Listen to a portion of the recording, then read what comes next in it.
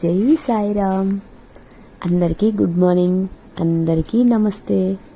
మళ్ళీ ఒక చిన్న కథ చెప్పుకుందామా. ఒక ఊర్లో ఇద్దరు ఫ్రెండ్స్ ఉంటారు. ఆ ఫ్రెండ్స్లో ఒక అతనికేమో భగవంతుడు అంటే మంచి నమ్మకం ఉంటుంది. ఒక వ్యక్తికి అంటే ఇంకొక ఫ్రెండ్కి మాత్రం క్యాజువల్గా ఉంటాడు. భగవంతుడు ఎక్కడా అట్లా ఇట్లా అని మాట్లాడుతూ ఉంటాడు. కానీ భగవంతుడు అంటే నమ్మకం ఉంది, కానీ ఒప్పుకోడనమాట.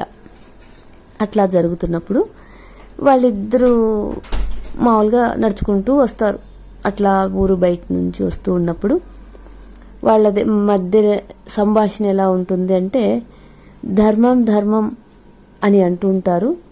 ఎవరు చూశారు దాన్ని, ఎవరు పాటించారు, మనకు తెలియనిది కనపడని దాన్ని ఏంది పాటించేది అని ఈ భగవంతుడు అంటే మంచిగా అంటే కొంచెం ఇష్టం లేని వ్యక్తి ఈ వ్యక్తితో మాట్లాడతాడు, అడుగుతాడు.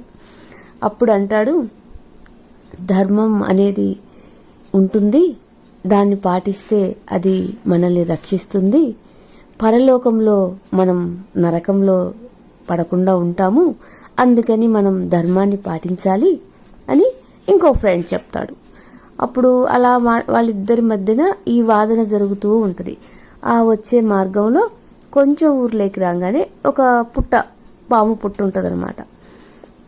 అప్పుడు ఒక ఫ్రెండ్ అంటే నమ్మకం లేనటువంటి వ్యక్తి అంటాడు, ఇప్పుడు మామూలుగా అందరూ పుట్ట అంటే గౌరవంగా చూసుకుంటూ ఉంటారు కదా, ఇందులో పాము లేదు, నేను ఈ పుట్టను తొక్కుకుంటూ వెళ్ళిపోతాను అని చెప్తాడు. ఇంకొక వ్యక్తి చెప్తాడు, లేదు లేదు, ఈ పుట్టలో పాము ఉంటుంది, అది తొక్కితే ఆ పాము మనల్ని కాటు వేస్తుంది, అప్పుడు మనం పరలోకానికి వెళ్ళిపోతాము, మనకు పాపం తగులుతుంది, అది అధర్మం, మనం పుట్టను తొక్కకూడదు అని చెప్తాడు. లేదు లేదు, నేను తొక్కుకుంటూనే వెళ్తాను అంటాడు ఇంకొకడు. వద్దురా, తొక్కొద్దురా, ఎంతో నమ్మకం ఉంటుంది, దేవతలాగా పూజిస్తారు, వద్దు, అది ధర్మం కాదు అని చెప్తాడు. అయినా వినడనమాట. వీళ్ళిద్దరూ వాదించుకునే వాదనని అక్కడ ఇంకొక వ్యక్తి ఉంటాడు. ఆ వ్యక్తి వింటూ, ఏంటి మీరు గొడవ పడుతున్నారు అని దగ్గరికి వస్తాడు. ఏం లేదండి, ఈ పుట్టలో పాము లేదు, తొక్కుకుంటూ వెళ్తానని నా ఫ్రెండ్ అంటున్నాడు, నేను చెప్తున్నాను ఇందులో పాము ఉంటే కాటు వేస్తుందిరా, అనవసరంగా నువ్వు పరలోకానికి వెళ్ళిపోతావు, అలా అనవసరంగా తొక్కడం కరెక్ట్ కాదు కదా అని నేను చెప్తున్నానండి అని చెప్తాడు.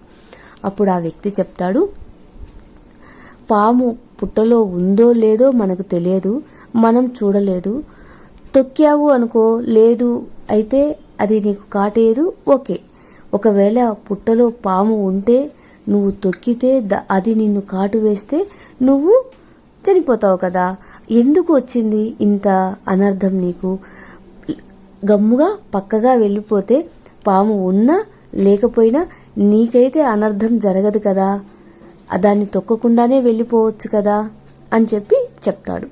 అది నిజమే కదా, మామూలుగా అందరూ ఆలోచిస్తే అది కరెక్టే, ధర్మం అనేది కనపడకపోయినా పాటిస్తే ఆ ధర్మం వల్ల మనకి అధర్మం జరగదు.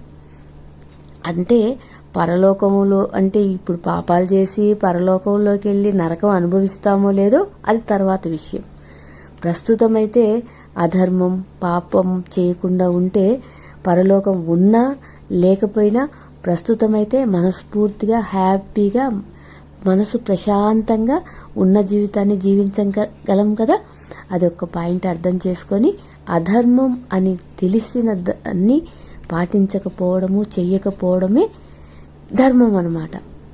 ఒకరికి హాని తలపెట్టకుండా ఉండడమే ధర్మం. మన మనసు ఎప్పుడు చెప్తూ ఉంటుంది, అధర్మం వైపు వెళ్ళొద్దు అంటుంది, ధర్మం పాటించమని చెప్తుంది. కాస్త మనసు పెట్టి వింటే ధర్మం వైపే ఉంటాం.